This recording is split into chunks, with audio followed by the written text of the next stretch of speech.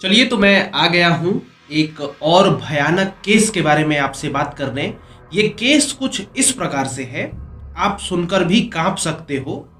सोचो कि आपका दोस्त है, आप हो, आप दोनों में झगड़ा होता है, ठीक है। ये झगड़ा कितना भी ज्यादा सीरियस हो, क्या आप अपने दोस्त को मार सकते हो? और चलो मार भी दिया, एक सेकंड के लिए हम सोच लेते हैं कि चलो आपने उसको मार भी लिया, क्या आप उस बॉडी को, अपने दोस्त को जिसे मारे होगे, उसकी बॉडी को खाने की तरह बना करके खा जाओगे? इस केस में ऐसा ही कुछ हुआ है, दोस्तों ने ही ऐसा कुछ किया है कि अपने दोस्त के बॉडी को बना करके खा गए हैं। ऊपर से जिस दोस्त के बॉडी को बना करके खाया है उसके बाप से पैसे भी लेते हैं। मतलब एक कहते हैं ना कि खुखारपन, इससे भी ज्यादा ये केस बुरा होने वाला है। सो इस केस की पूरी स्टोरी क्या है, क्या क्या होता है इनके बीच में, किस प्रकार से पुलिस आती है, किस प्रकार से उसी के बाप से पैसे लिए जाते हैं जिस लड़के को पका करके खा जाते हैं, ये सारा समीकरण हम आपको बताते हैं। अगर आप डरते हो तो इस वीडियो को रात में तो बिल्कुल ना देखो, क्योंकि दिमाग पे चढ़ जाएगा। खैर शुरू करते हैं। तो ये केस को स्टार्ट करने से पहले मैं एक बात बोल दूं कि आप लोगों को अगर ये केस अच्छा लगे, मतलब केस क्या अच्छा लगे, मेरी मेहनत अच्छी लगे, तो लाइक कर दीजिएगा वीडियो को। सब्सक्राइब करिए ना करिए वो आपकी राय है, आपको जुड़ना है नहीं जुड़ना है, पर लाइक कर दीजिएगा क्योंकि आपको अच्छी लगेगी वीडियो। तो अब ये केस का जो थीम है, केस का जो मेन किरदार है वो होता है शिबली सातिक। ये एक लड़के का नाम है जो कि बांग्लादेश में रहता है। इसका गांव है चितगोंग। इसका परिवार जो होता है वो अच्छा खासा गरीब होता है और इसीलिए काफी किल्लत करनी पड़ती है किसी भी चीज को करने के लिए, मतलब पैसे की कमी होती है। लेकिन यहाँ पर ये जो लड़का होता है ना, पैसे की भले ही इसके घर में किल्लत हो, लेकिन इसके सपने कुछ ज्यादा ही बड़े होते हैं। मतलब ठीक ठाक बड़े होते हैं, जैसे कि लोगों के होते हैं, पैसे को आड़े नहीं आने देता है। तो ये अपने सपनों को पूरा करने के लिए काम करता है, बाहर जाकर के काम करता है और उसके बाद अपनी पढ़ाई की भी खर्चा, ताकि ये अपने घर वालों पर डिपेंडेंट ना बने, जो कि एक अच्छी बात है। और कम से कम उन लोगों से तो ज़्यादा ही अच्छी बात है जो लोग कहते हैं, पैसा होने के बावजूद भी कुछ लोग कहते हैं अरे भाई पैसा नहीं था तो हम लोगों ने पढ़ाई नहीं करी। तो इससे तो अच्छा ही था ये लड़का। अब ये अपने घर पर बोझ ना बने इसीलिए बाहर काम करता है। काम के साथ साथ ये एक अच्छी खासी स्कूल में पढ़ाई भी करता है। इस स्कूल का नाम होता है कदालपुर स्कूल एंड कॉलेज। ये एक ठीक ठाक स्कूल होता है और जहाँ नौकरी करता है वो एक पोल्ट्री फार्म होता है, वहाँ का ये मैनेजर होता है।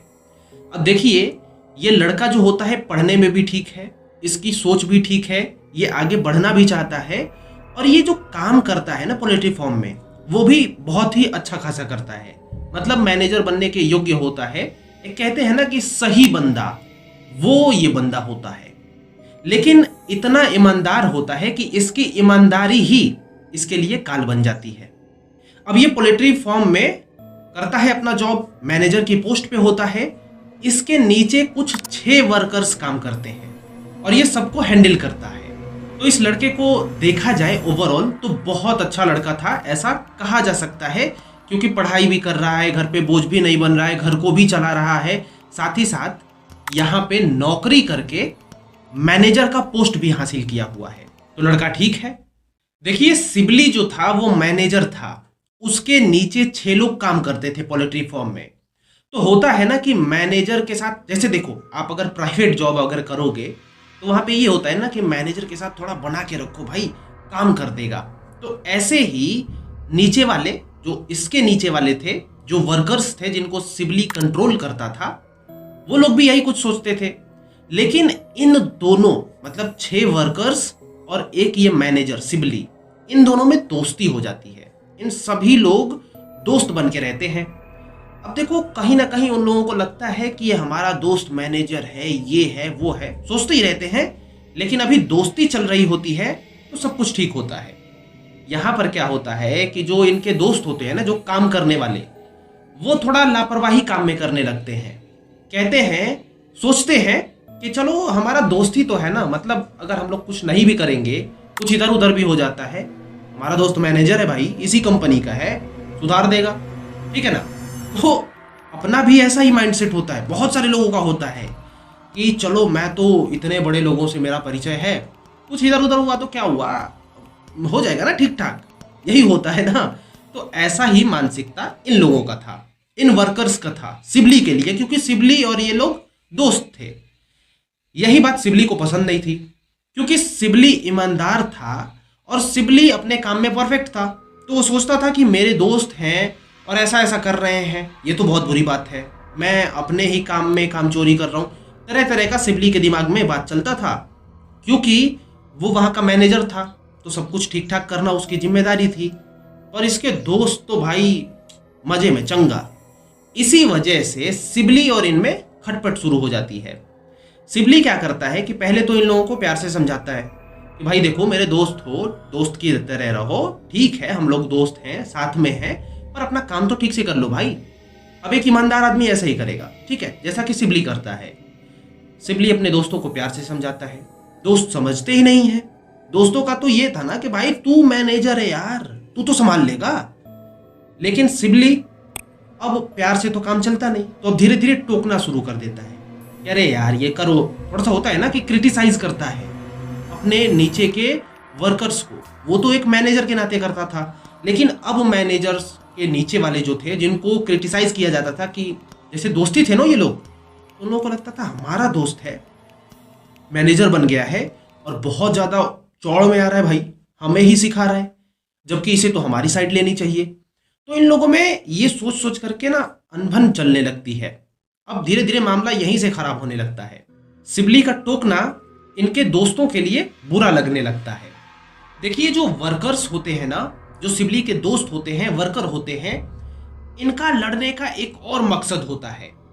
दरअसल अगर आप सिबली की उम्र देखें तो सारे वर्कर्स से छोटी थी। मतलब देखो सिबली की उम्र 20 साल की थी, 19-20 के लगभग था, पर जो इसके नीचे वर्कर्स काम करते थे उनकी उम्र 24-25 थी। सभी की उम्र लगभग 24, 25, 26 इसी के अराउंड थी। यानी सिबली 20 साल में ही मैनेजर बन गया और ये लोग बड़े होकर के भी उससे वर्कर हैं, और ऊपर से वर्कर हैं तो हैं।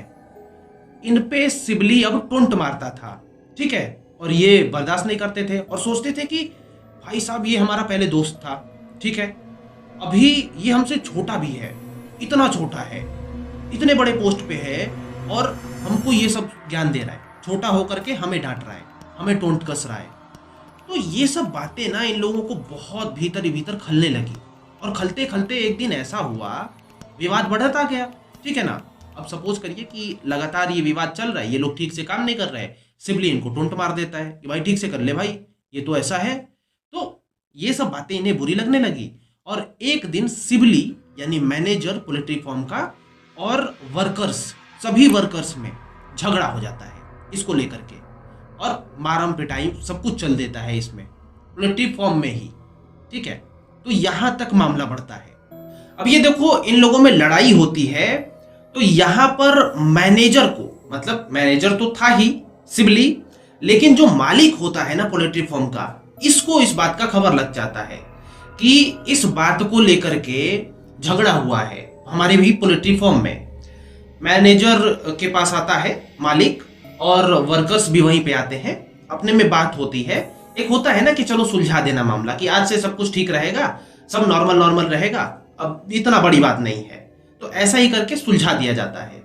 अब सिबली जो होता है, जो मैनेजर होता है, वो इस बात को तो ठीक ठाक समझ जाता है कि चलो ठीक है, हो गया, क्योंकि वो इंटेलिजेंट था, वो उसको काम से काम मतलब था, तो वो समझ जाता है।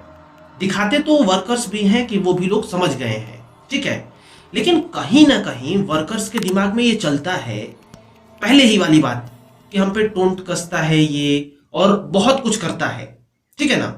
तो इन सब को लेकर के, और कहीं ना कहीं ये झगड़ा हुआ था, और झगड़े की वजह से इन लोगों की बेइज्जती भी हुई थी, ठीक है। तो यहां पर इस चीज का बदला लेने का प्लान करते हैं ये लोग, ठीक है। अब पहले तो दोस्त थे, लेकिन अब धीरे धीरे मामला दुश्मनी की तरफ बढ़ने लगती है। झगड़े के बाद तो एकदम बदल जाती है।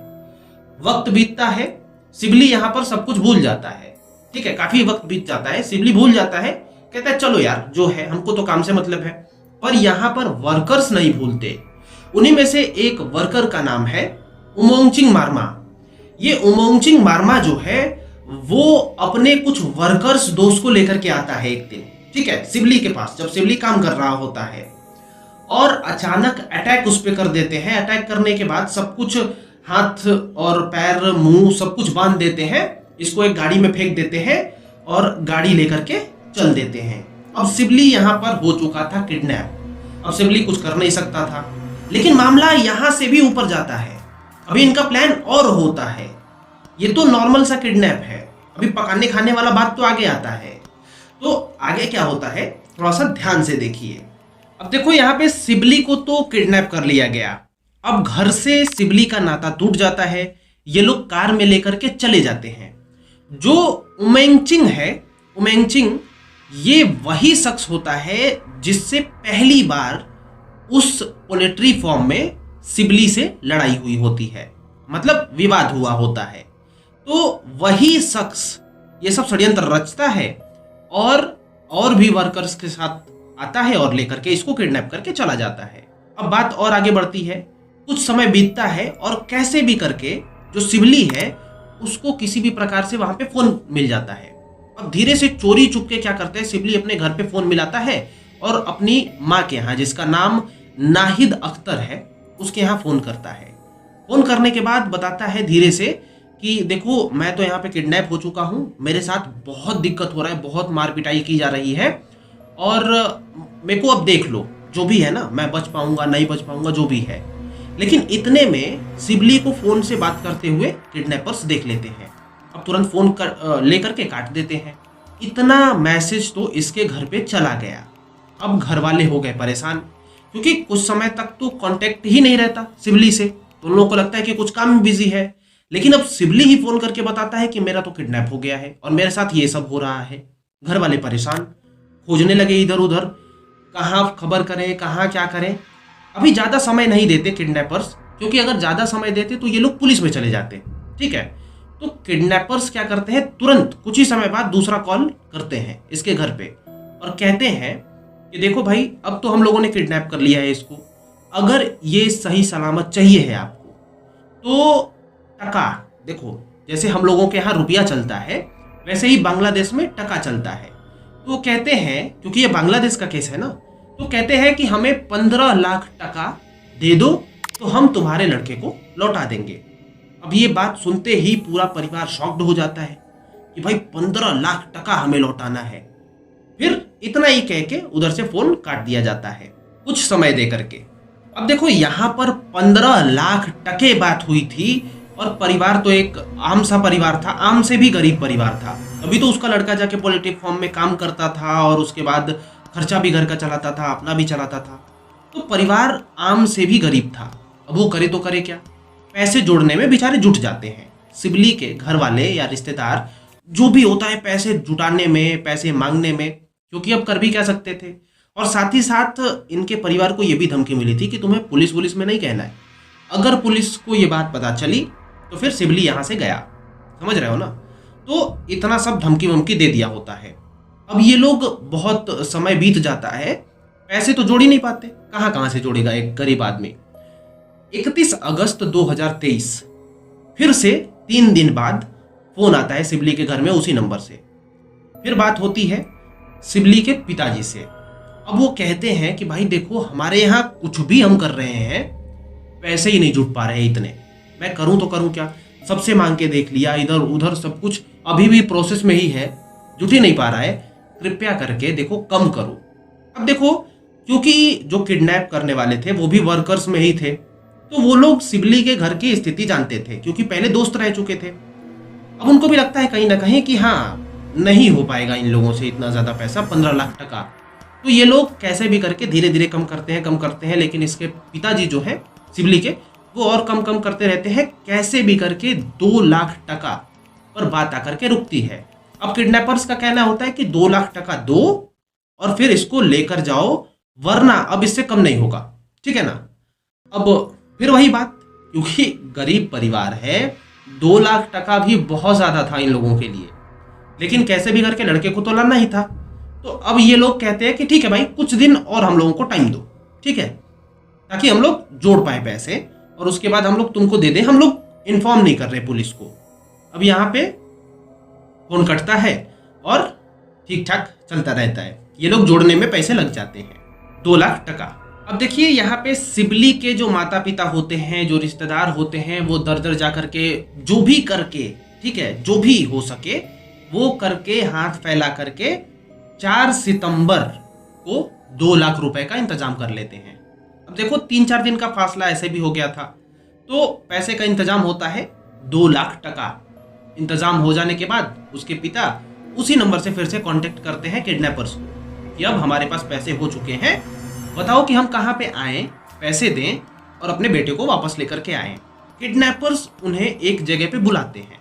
जगह का नाम होता है बंदरबान, जिला हेडक्वार्टर के पास। अब जगह भी निर्धारित हो जाता है कि यहीं पर जाकर के सिबली को पिता को देना है, सिबली के पिता को जाकर के देना है पैसे उन किडनैपर्स को। फिर उसके बाद क्या होता है कि 2 नकाबपोश पूरा ऊपर से नीचे तक ढके हुए लोग आते हैं वहीं पे जहां पे स्थान तय किया गया होता है। इधर सिबली के पिताजी भी जाते हैं, ठीक है, पैसे वैसे लेकर के। पुलिस को इन्फॉर्मेशन नहीं दी गई है अभी, कुछ भी नहीं, कोई किसी को पता नहीं है, बस परिवार को ही पता है, रिलेशन में पता है, ताकि पैसे जुड़ पाए और ये सब काम हो रहा है। वहां पे 2 नकाबपोश आते हैं, यहाँ पे सिबली के पिताजी जाते हैं, पैसे देते हैं। अब पैसे लेकर के नकाबपोश जो होते हैं वो रिटर्न होने लगते हैं।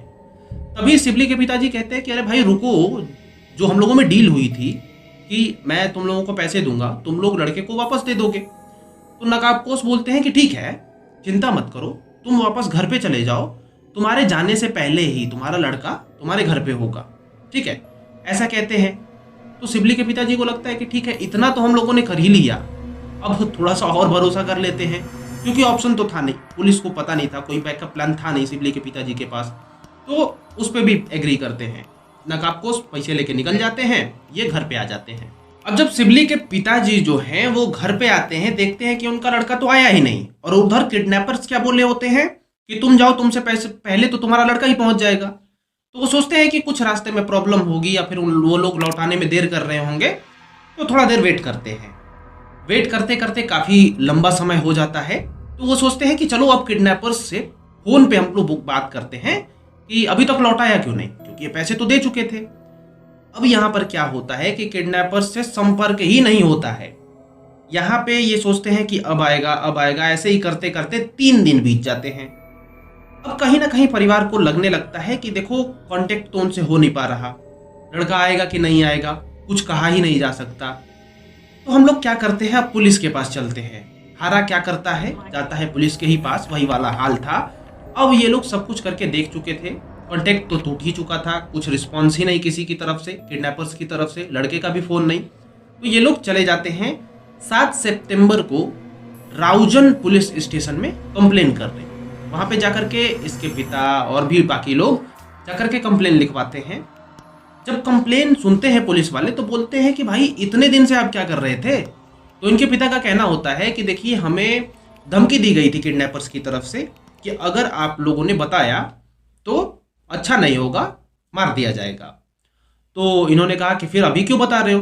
तो ये बताते हैं कि इतना दिन हो गया, ऐसे ऐसे पूरा अपना कर्मकांड बता देते हैं कि ये किया गया है, लेकिन अभी तक कोई रिस्पॉन्स नहीं है, कुछ भी नहीं हो पा रहा। और अब तो लग रहा है कि कुछ अनहोनी ही होने वाली है या फिर हो चुकी है, क्योंकि शंका तो था ही कि पैसे भी ले लिए, उसको भी नहीं लौटाए, बात भी नहीं हो रहा है, क्या पहले मार दिए हैं क्या उसको, ऐसा हो रहा है। लेकिन वो किडनैपर्स तो पीछे पीछे क्या करते हैं वो ही जाने, आगे मैं बताऊंगा आपको। लेकिन अब पुलिस एक्शन में आती है रिपोर्ट लिखवाने के बाद, क्योंकि अभी तो पता चली है पुलिस को। अब पुलिस सर्च पे लग जाती है कि कहाँ कहाँ उसका लफड़ा था, मैनेजर का कहाँ कहाँ लफड़ा था, सिबली का कहाँ कहाँ लफड़ा था, पता होने लगता है। अब देखिए यहाँ पे पुलिस वाले अपना निकल गए थे कि हम लोग छानबीन करते हैं लफड़ा किससे किससे है, लेकिन पुलिस वालों को कुछ पता ही नहीं चलता, क्योंकि लड़का इतना सीधा होता है। लेकिन पुलिस वालों को एक बात पता चलती है कि हाल ही में 2 महीने हुए हैं, पोल्ट्री फार्म में झगड़ा हुआ था एक, ठीक है, और एक ही झगड़ा हुआ है जो इसके जीवन का है, हाल ही में हुआ है। तो यहाँ पर पुलिस की निगाह चली जाती है। साथ ही साथ जो झगड़ा हुआ था ना, तो सिबली के माँ को भी पता था, मैनेजर के माँ को भी पता था कि झगड़ा हुआ है। तो ये लोग नामजद रिपोर्ट दर्ज करवाए होते हैं, ठीक है, कि ये पर्सन है, इनसे झगड़ा हुआ है, तो 6 लोगों को गिरफ्तार किया जाता है, ठीक है ना। इस मामले में 6 या 4 लोगों को ऐसे ही करके गिरफ्तार हुआ होता है, सही आंकड़ा नहीं है मेरे पास। तो उसमें से 3 लोग जो होते हैं ना, इनका नाम भी दिया गया होता है कि ये लोग हो ही सकते हैं, ठीक है। जब इनको पकड़ लिया जाता है पोल्ट्री फार्म से, उसके बाद क्या होता है कि ये लोग अनजान बनने की कोशिश करते हैं कि नहीं, हमें तो पता ही नहीं, मतलब सिबली हमारा दोस्त था, मैनेजर था, पर हमें पता नहीं है इस केस के बारे में। पुलिस क्या करती है आपको पता ही है, कड़ाके से पूछताछ की कि भाई तुम लोगों में झगड़ा हुआ था, ये वो अलग अलग बिठा करके 50 तरीके से पूछती है। अच्छे से अच्छे लोग उगल देते हैं भाई। तो ये लोग तो एक वर्कर्स ही थे, लेबर ही थे।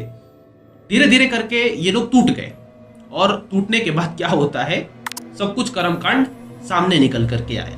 जब ये लोग पुलिस से डर करके टूट जाते हैं, तो ये लोग फिर बताते हैं कि हम लोगों ने जो सिबली है उसको मार दिया है, खेल खत्म है उसका। तो पुलिस कहती है कि भाई तुम लोग बताओ, उसके पिताजी से पैसे भी तुम लोगों ने लिए, उसको मार भी दिया, रिटर्न क्यों नहीं किया, क्योंकि पैसे तो ले लिए थे तुम लोगों ने। तो इनका कहना होता है कि देखिए, जो सिबली था ना, जब हम लोगों ने किडनैप किया उसे, तो वो हमको देख चुका था कि हम लोग कौन हैं। वहां पे भी लेके गए तो वहां पे भी देख चुका था कि वो लोग हैं कौन, मतलब सिबली जानता पहचानता था। अगर सिबली को हम लोग छोड़ दिए होते तो सिबली क्या करता कि आकर के रिपोर्ट लिखवाता, हम लोग पकड़े जाते। तो हम लोगों की मजबूरी बन गई अपने आप को बचाने की, और इसीलिए हम लोग मार दिए उसको। तो पुलिस ने कहा कि ठीक है, मारा तो है, चलो हम मान लेते हैं कि तुम लोगों ने मार दिया है, अब डेड बॉडी बता दो भाई कि कहाँ पे डेड बॉडी है। तो कुछ मीडिया रिपोर्ट्स कहती हैं कि जो जो मेन था ना इसमें, उमेंगचिंग मारमा, जो किडनैप करवाने लेके आया था कुछ वर्कर्स को, मेन तो यही था, षड्यंत्रकर्ता। तो मीडिया रिपोर्ट्स बताती हैं कि ये कहता है पुलिस से, हम लोगों ने उसको मारा और खा गए हम लोग, ठीक है ना, और उसकी हड्डी जो है वो पहाड़ी पर रख दी है। तो पुलिस ये जब सुनती है तो पुलिस अंदर से हिल जाती है, जिसको भी ये बात पता चलती है वो हिल जाता है कि मार करके तुम लोग खा गए अपने ही दोस्त को, एक इंसान दूसरे इंसान को खा गया। अब इन लोगों को यकीन ही नहीं होता कि ऐसा कैसे हो सकता है। और आम आदमी अगर ये बात सुने तो उसे लगेगा कि सामने वाला या तो पागल है, या पागल बना रहा है, या फिर वो कोई और भी षड्यंत्र रच रहा है। तो ये लोग कहते हैं कि ठीक है, जो भी किया तूने, हड्डी तो नहीं खाई होगी, तो चल वही दिखा दे मुझे, ठीक है। तो इसके साथ जाया जाता है जहां पर ये लोग कंकाल को फेंके होते हैं, हड्डी को, सब कुछ तो खाई गए होते हैं अधिकतर, पर हड्डी जो होती है वो फेंके होते हैं, वहीं पर ले जा करके दिखाते हैं कि देखो ये हड्डी है। हड्डी भी छुपा छुपा के रखा होता है ताकि जल्दी पता ना चले किसी को, लेकिन ले जा करके दिखाते हैं क्योंकि वो टूट गए होते हैं। अब देखिए यहाँ पे क्या है कि ज्यों ही कंकाल को घर वाले देखे, उनकी तो हालत खराब, लेकिन उनके साथ और भी लोग तो थे, गांव के भी लोग थे। तो यहाँ पे अब गांव में गुस्सा भड़क गया कि यार ऐसा कैसे हो सकता है कि किसी को मारो, पका करके खा जाओ। हालांकि बड़े बड़े जानवर को भी लोग खा जाते हैं, ये भी मैं सही नहीं मानता हूँ पर्सनली, अगर मैं कहूँ तो, ठीक है, बट चलो, इंसान ही इंसान को खा जाए, इस तरीके से मारे। अब देखो, ये क्लियर नहीं है कि वो लोग किस तरीके से मारते हैं, तड़पा के मारते हैं, एक ही बार में गला उतार देते हैं, क्योंकि अब बची थी तो हड्डी, मांस तो खा ही गए थे ये लोग। ये बातें छुपती कहाँ है, आग की तरह ये बातें फैली। जब आग की तरह ये बात फैली, गांव में फैल गई पूरी, तो पुलिस क्या करती है कि जो आरोपी होते हैं, जैसे मारमा होता है जो मेन होता है, इसको और आरोपियों को लेकर के पुलिस गाड़ी में बिठाती है, लेकर के थाने के लिए निकलती है। लेकिन गांव के पास से ही रोड जाती है और उसी रोड से थाने की ओर निकलती है। यहाँ पे गांव वालों का गुस्सा बहुत ऊपर था, मतलब एक पीक पे चल रहा था। गांव वाले वो गाड़ी को ही घेर लेते हैं, पुलिस के गाड़ी को घेर लेते हैं।